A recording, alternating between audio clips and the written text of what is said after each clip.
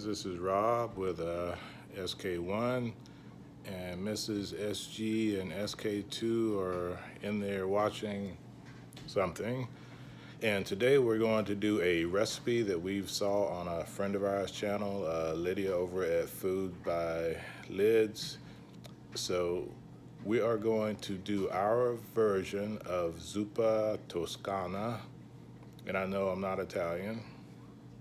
Sounds fancy. It does sound fancy, but I'm not Italian, so I'm probably not pronouncing it exactly right, but we're gonna do our best take on it. We're going to link her video up here or here, and you can see her version also, and then we're going to show you our version, so hang tight.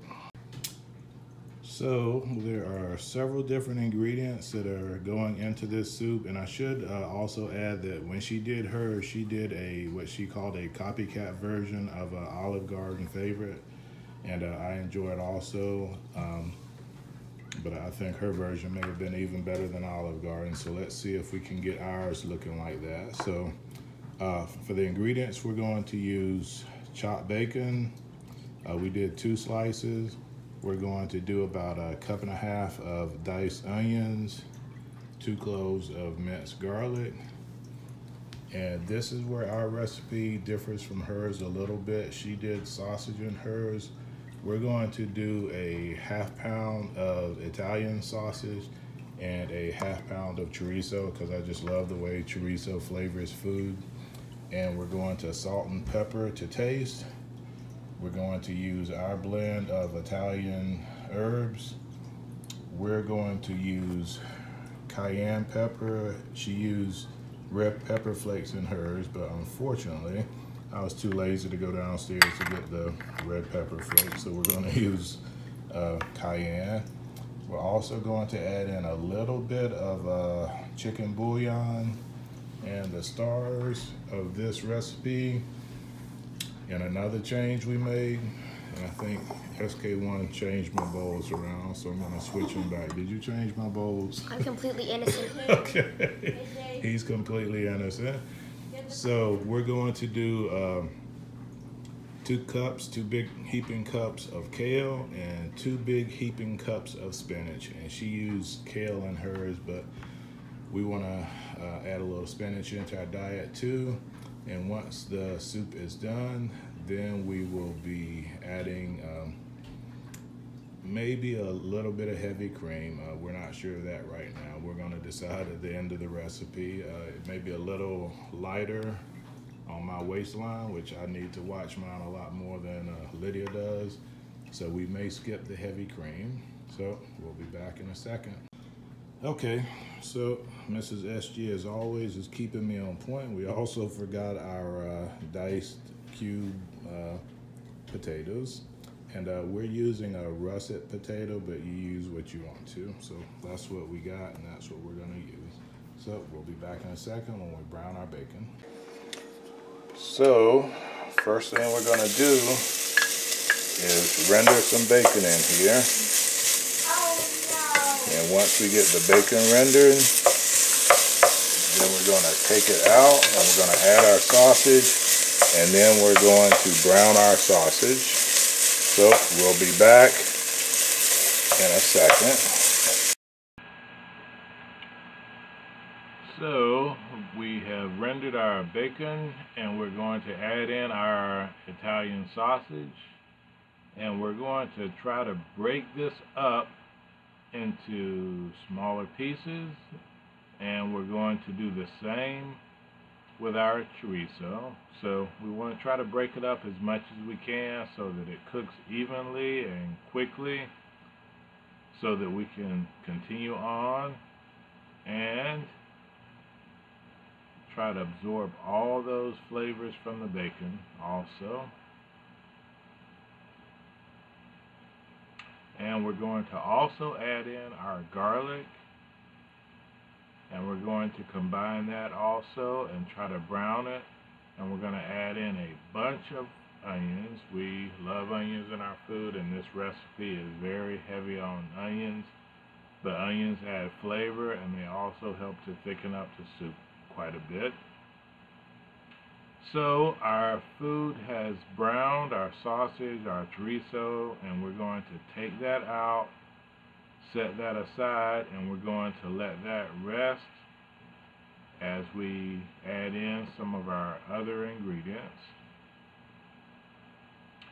So now we're adding in our potatoes with a little bit of water. We don't need a ton of water. We know potatoes have some water in them, but we're going to add in just enough water to completely cover our tomatoes. I'm sorry, not our tomatoes.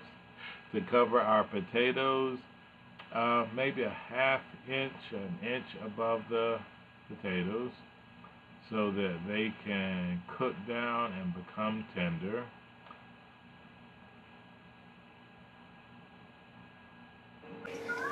So we've added water to our potatoes. We're going to add all our seasoning in, our chicken bouillon, our cayenne pepper, our blend of Italian seasonings, most of which came from our garden and were dried. We're going to salt a little bit now and pepper a little bit now also, because we all know you can always add but you can't take away. So we're going to bring this up to a boil, and once it boils we're going to add our meat, our bacon, and our star ingredients, the kale and the spinach, back in, and we're going to cook this until the potatoes are tender. So our mixture has come up to a boil, so what we're going to do now is reduce the temperature down, and of course we're cooking in cast iron, which absorbs heat, so we're going to turn our temperature way down and let it simmer for about 10-15 minutes. We're going to check our potatoes to make sure that they're tender, and if they're tender then we're going to add everything back in, cook it a little bit longer, and then we're going to do a taste test. So we've checked our potatoes and they are a-okay. They are just the slightest bit al dente. So now we're going to add our bacon back in, which we drained on a paper towel. We're going to also add our meat mixture back in.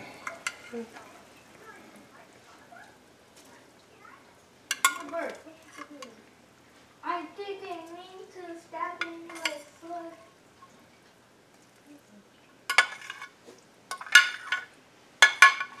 Yep, seems like a lot of meat, but we got a lot of greens to go in here also.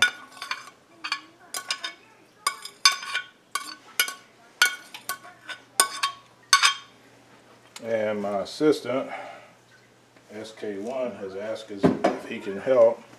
So we're going to let him dump some greens in here, one bowl at a time, carefully. So go at it, young man. Yep, just tilt it over in there. It's okay to drop it as long as you're dropping it in the pot. Okay. Yep. Okay, after you do the first kale and the spinach, we're going to give it a good press down in there.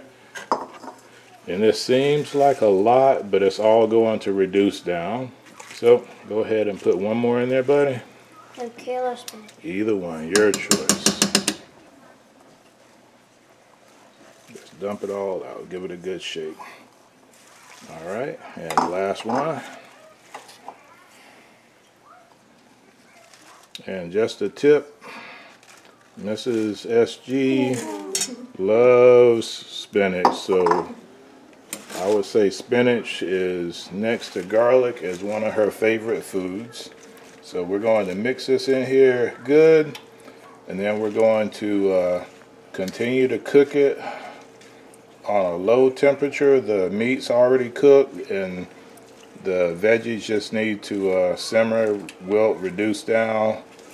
And if we need to, if we think our soup is too thick, we'll just add in a little bit more water to it, warm water. But we'll be back in just a few minutes to see how things are going.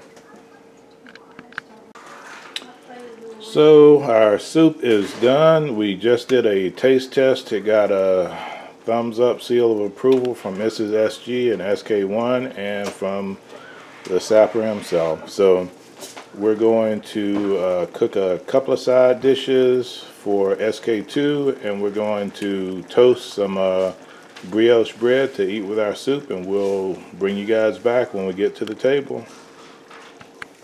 Alright, family and friends, everyone has gotten to taste test it except for SK2. He's got his usual fare. You want to eat my bread? No. Okay. So everybody's tasted it. Everybody's giving it 2 thumbs up, right? And my toast. Okay.